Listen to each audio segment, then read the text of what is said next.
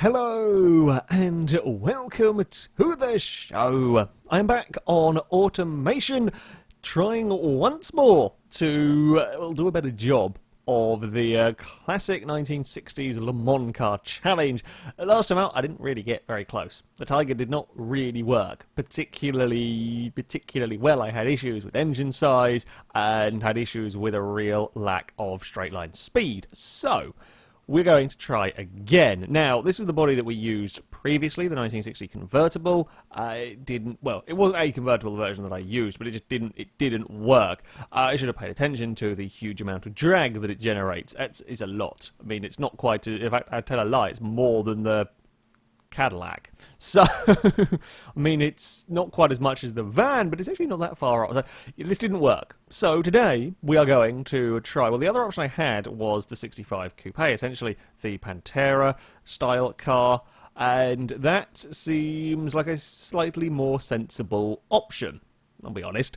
Much better in terms of drag. I'm hoping better in terms of space for the engine. I'm not really sure, though, how that's going to pan out. So, yeah, that is what we are going to select. Panel material, we want it to be as light as possible. Of course, this is going to be a race car. After all, we're not really concerned about anything else other than speed. Also, I am going to stick all the quality sliders up to the top. It's going to be an expensive race car. We're really going for it here. FailRace Industries are really going for the 1968 Le Mans victory. Right, chassis type. We could go for, you see, I think we'll go for a monocoque this. I think we were a space frame last time. We'll go for a monocoque this time around. It's slightly lighter. I don't know in terms of sportiness, don't quite know how those two, in fact, one of those doesn't really tell us. We can have steel or we can have galvanized steel. I guess we'll go for galvanized steel? It doesn't make any difference to the weight, so sure, why not? Engine, we are going to want, front longitudinal. I'm hoping, it's not the biggest engine bay that we have to deal with. We can't have this as a mid-engine car, sadly. So, yeah, I'm hoping that's going to be enough engine bay. Double wishbone at the front, and of course, double wishbone at the rear. Again, quality all the way at the top. So we have got slight variance. Now I'm going to go for the lowest drag option that we have got, which is one of these. I'm not actually sure what the difference is. Okay, so these ones here have a window, like glass all the way down at the back. I don't know what the difference is between these two. They seem to have, one's like a T-top, is it? So that you could take out the centre part if you wanted. I guess that's the difference is. I'd say a T-top. Not really a T-top, kind of like the entire thing would come out. We don't want that. We don't want any of that. We want it to be a solid roof. And give it as much aerodynamical assistance as we possibly can. Okay, paint. Naturally, it's going to be orange, as with all FailRace Industry vehicles. I have gone and found a mod for some pop-up headlights, because I couldn't be building a car like this without the option for pop-up headlights. Now, I guess what we'll probably do, actually, is have the headlights put down rather than up. I don't know how this affects aerodynamics, but for the sake of the, essentially, the benchmark that we're going to see at the end, I want it to be as aerodynamic as possible. So we're going to go with some pop headlights. We're going to have them down like so. Okay. This actually kind of reminds me of, kind of took at the front bumper. Does anyone remember the Dome? The Dome, was it a concept car or was it an actual car? I can't remember. On Gran Turismo 4, I want to say the Dome was around. Just from some angles, the front of it reminds me more of that than it does the Pantera. It was a fantastic vehicle, the Dome. But fantastically weird-looking car. Either way, yeah, the front of this kind of reminds me of that slightly. Shall we get on to do it? We're actually going to put taillights on this one this time around. Taillights, quite useful things, really. Do they look wonky to you? It's just me, or do they look like they're not sitting in there properly? No, they are sitting in there properly. I don't know what it is. They look like they're slightly twisted outwards. No, don't want them. They look slightly wonky, to me at least. Shall we go for... there we go. Ferrari, God, was it 308s style lights at the back? That looks better. Yep, happy with that. They will do. They will do back there. Indicators, don't need to worry about. We're a race car. Grille! Shall we try and not make a terrifyingly excitable looking car at the front for once? I mean, it's just, I tend to end up going for these as the grills. It's just Yeah, just end up making smiley vehicles. Now, if we're going to put this here for now because I want to go for some of. Can we have these or these vents here? Kind of. Oh, they're sitting at weird angles on the front of this car. The downside of working with this body style is that vents and grills and so on will tend to sit at really weird angles on it. Like, I don't want that to sit at that angle particularly. Why are you sitting at...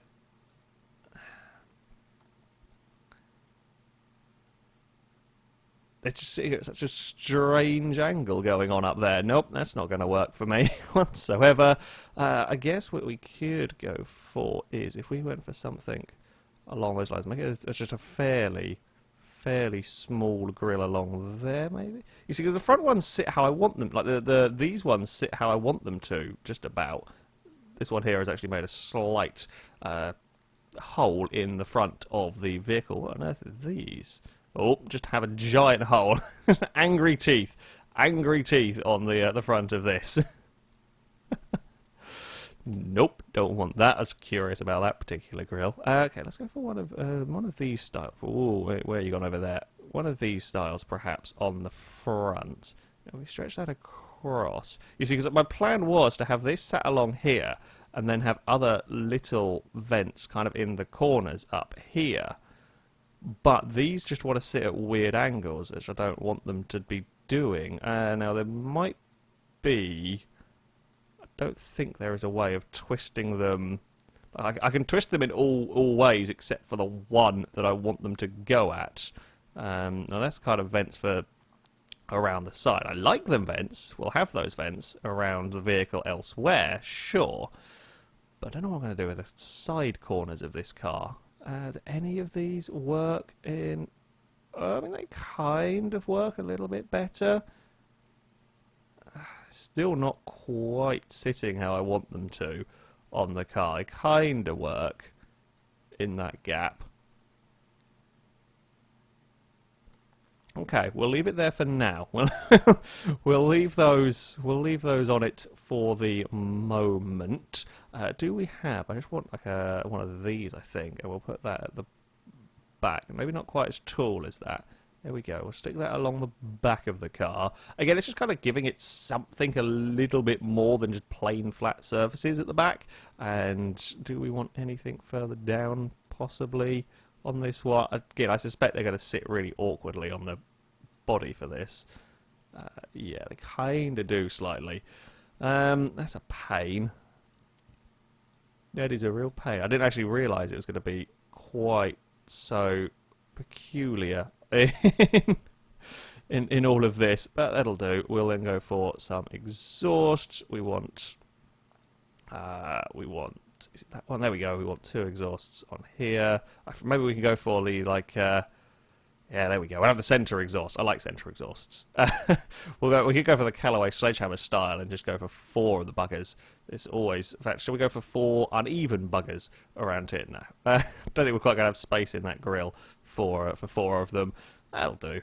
That'll do at the back. Oh, I deleted the tail lights. It's those ones, wasn't it? Good. No, stop. Thank you, game. Thank you for giving me the right options again. Don't know how I managed to even delete the tail lights. Never mind. That will do, I think, on there. Okay. We are good for now with this stuff. Oh, we're going to need door handles, otherwise we'll never be able to get into the car. Let's just go for these on there. We need mirrors, of course we will. You need to be able to see what the bloody hell we're doing. Do we go for some nice small little, well, I say some small little aerodynamic ones. Hope that they... Oh, why are you facing that way? Don't want that. Maybe these sort of ones on like stalks. Why are we not... This is determined to face really weird angles with everything that I put on the car today. They do not look aerodynamic in any way, shape or form. So let's get rid of those. I don't know how much these affect the like aero of the car. Would I actually be able to turn you around the right way? Possibly. I mean, looks like it's just about going to do the job, although not amazingly well. I think it kind of works. I can't really twist this in the way that I want it to go either. I can't twist it upwards, so it's going to have to sit at that angle around the side of the car. Unless, I guess if we kind of put it up there, no, it's not going to let me sit them where I kind of want them to go quite. No, not happy with those. Not happy with those at all. Go away.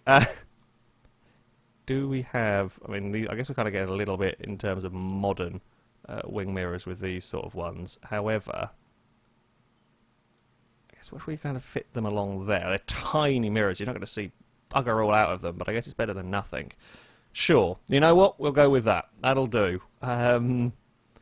Wheels, we will have... don't really like any of the wheels. I guess those ones probably will... those ones will do. Not going to worry about number plates. Don't need to worry about aerials and so on. Fuel cap, I guess we'll need one of those. It'll need to be fueled up at some point if it's endurance race car. So we'll stick that over here somewhere. That'll do. I think we've got all the important things. The wings can't really work, or don't really work very well, and we want to kind of keep it as streamlined as possible, kind of straight line speed over outright downforce. Now, this is where things get fiddly. So, we can go for a V8. Oh, V8 is what we've been working on before. A V12 is just too long. It's just not going to fit in the Pantera body whatsoever. A V8, now...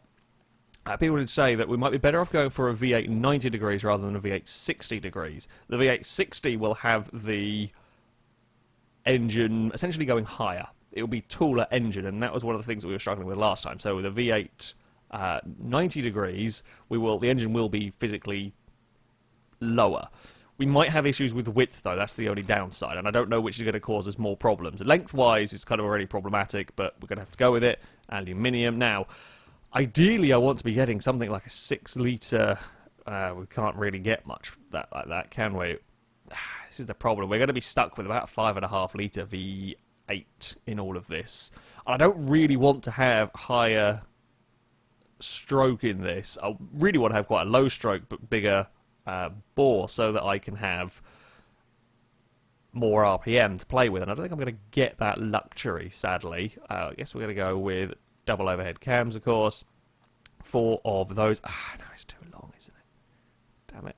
We're gonna have to, it's going to be a 5-litre V8. It's literally about as much as I can possibly squeeze in this. And I guess we can make that. We can get it to a 6-litre, but to do that, I think we're going to have... I think that's going to be horrendous, but we'll give it a drive. We'll give it a try, and see what we can do. Now, max torque is probably going to be... do we want? I actually don't know quite what the difference is between the flat plane and... Apparently, from what I've heard before, flat plane make engines vibrate like crazy. So we'll go with forged steel for now, and we'll have a play around. Flat plane is slightly lighter and slightly cheaper. We'll have a play around. I'll come back to it later. Lightweight forged, I think we're going to want... I think we're going to want lightweight forged because the RPM is going to be a problem with the engine in the way that it is. So we're going to have to pray that we can work something with that. Now we skip through all this. Can't do anything with any of that. We are going to want a quad carburetor. That is going to be... it's going to be too tall, isn't it? If I don't actually think there's any of these other ones. Oh, I guess we can go like down here, but then that is the max power we can get through that with the race setup is only 200. With that, it is 1,000. Not that we have the engine space. Also, people pointed out that super leaded is what we want. I just kind of assumed, yeah, I assumed further down the list was better, but super leaded is what we want on the car. Bugger, we're going to have to make this engine smaller again, aren't we? How much smaller? Okay, it's down to 5.5 litre. It does still fit in the car. It's very, very snug, shall we say? We'll come back and sort out the various levels of stuff. It's very snug, to say the least. The good news is that the exhaust will fit in. We could have the race exhaust on the car, and that will fit in regarding width. Okay, so... Oh, it doesn't want to rev. That's a real pain in the arse. The engine just doesn't want to rev because we've got it.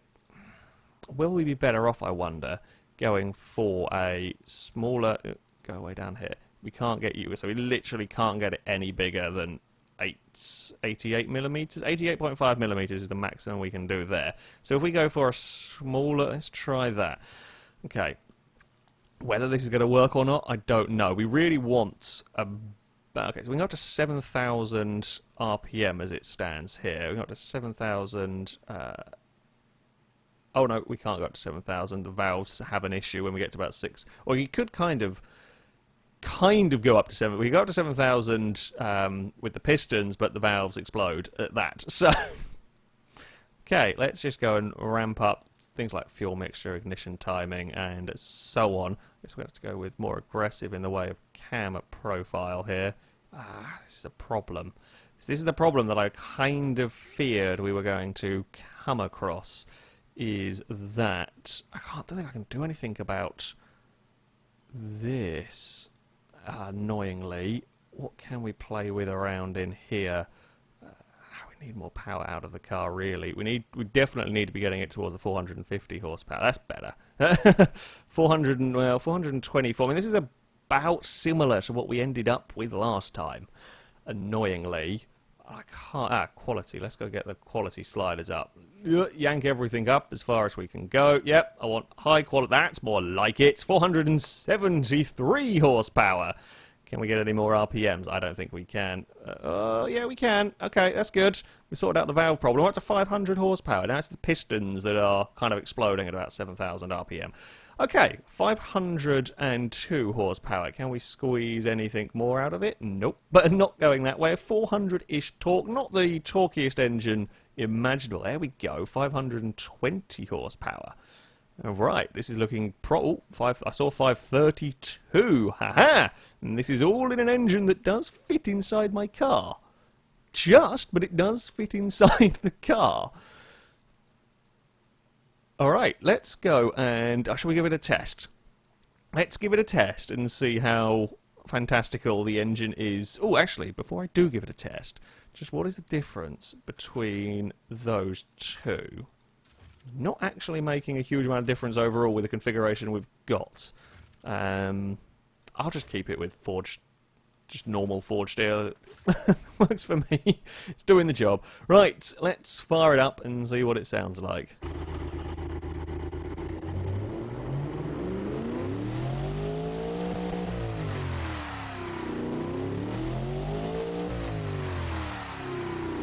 Yeah, I mean, it's a pretty mean-sounding engine, this one. Decent amount of power. I shall just have a go. I'm curious as to whether this will change the sound of the engine. Theoretically, it should. We'll see what it does on here.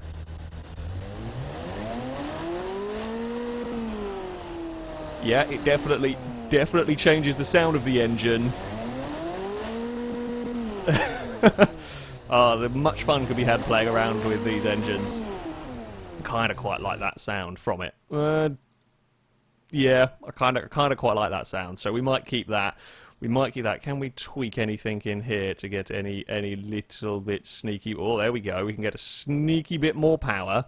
Any sneaky bit more power we can possibly achieve out of it. 536. Can we do any more? I doubt we can do any more with any of this. We were kind of quite on the limit, basically, of what we can do here. Yeah, 536 is going to do, and we are just out. The pistons can't do any more. 540s, yeah.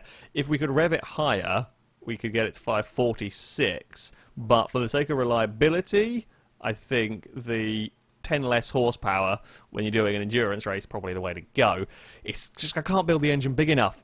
You can't get the engine big enough in the car. So that will fit in our vehicle. It will be a very, very... apparently it's not in... we need to do longitudinal rear wheel drive. There we go. Then it will fit in the car. There it is. It's such a... It is such a snug fit with the front of the bonnet. I think that's the problem. The problem is that there's a very long bonnet, but it just drops away so quickly. It just drops away so fast in this that it's very difficult to do much with. So we've got all a 5-speed gearbox. We're going advanced for this. It reckons top speed 185 miles an hour. It's an improvement. We'll stick up the quality just in the hope that maybe we can get a little bit more aerodynamics out of the car, possibly help it along somewhere. We're not quite up to that magical 200 mile an hour mark though still, which is a shame. Semi-slicks, we're going to want some nice wide semi-slicks on the car. 225s all round. Can we get any bigger? No, we'll go for magnesium wheels, yes. We will go for those. Make it as light as possible. Quality, stick that up. Yeah, I guess that'll do. Discs, we want big discs on this car, of course. I mean, we don't have to do it. I say we don't have to. We need, or we're going to have slightly better, slightly bigger front brakes than we will rear brakes, because of course the front brakes are the ones that do most of the work. We want race brakes, please. Go on, I was going to go to 80, well, there, 83, sure. Actually, no, bugger it, we'll just go for power. Because the only negatives is the better comfort. Well, we want powerful brakes. Brake bias is about okay. Yoink that up to maximum. Now, I guess we go for semi-clad. Will semi-clad give us help with aerodynamics? Cooling airflow, right. So we require 720 cooling, but we do need a little bit for brakes. So there we go. I don't quite know how that plays into... we'll give that... Maybe we'll put that to 50. I don't quite know how that plays. I thought it used to be a slightly different metric, but never mind. We'll get that to maximum. And then we will go seats to... I guess we'll go for sport. No entertainment. That's sportier, so no. Traction aids, of course not. I guess quality in that bit, maybe? Safety? None. There is no safety in any of this. What is this? Better drivability, better comfort, better prestige. Well, drivability is the only thing I care about really in this. So we want sportiness, which is going to be standard. We're going to go for gas monotube passive over there. We want race setup here. Now, you can tinker around with this stuff here a fair bit. It's basically a game of play with the setup until the numbers start changing. So apparently we want, oh, maybe not quite that much, but you want lots of rear camber and then, not much front camber is apparently the way to make it a hypercar, according to the game. And is also the way to make it oversteer. There we go. Now we've got a slightly oversteery car. Oh, no, let's definitely not fart around with that too much, because that upsets everything. Nope, don't want to go that way. We'll keep it over there. Damper stiffness, I'm just playing, seeing what it does with numbers. Not much, in fact, there. Sway bar stiffness, definitely don't want to go that way with it. We can... Nope, that's all going the wrong way. I mean, sportiness at the moment is it's set at 96.8%, which is pretty bloody good going. Right, I guess make it as low as we can. Works for me. Miles a gallon, 11. Not great. Not great. It's just over 1,000 kilos. Quality. Let's stick that all the way up as well. And there we go. That will be the car. 187 miles an hour is the speed that we have achieved. I mean, that's a fair bit. I think the last one was 153. So that is a fair bit quicker. That is a fair bit quicker. Now, I am just going to have a little play around with this. I'm just kind of curious to see how this... Because we had before, I think it was a muscle car that I had to make the brakes tiny because it was like too awkward to drive somehow. I don't know, it was strange. Brake fade 1.6 kind of all around here. Let's get that back to there. Is it cooling? That was what I wanted to have a look at. Brake airflow. So if we give that more brake airflow, it does generally make it happier. I don't really want downforce, do we? We want braking versus grip. There we go. So... yeah, it's changing by like sort of a percent. We've already got 1.3% brake fade. I think that's fairly decent. We'll keep that there. That should have enough to keep us alive. Keep the engine alive, anyway.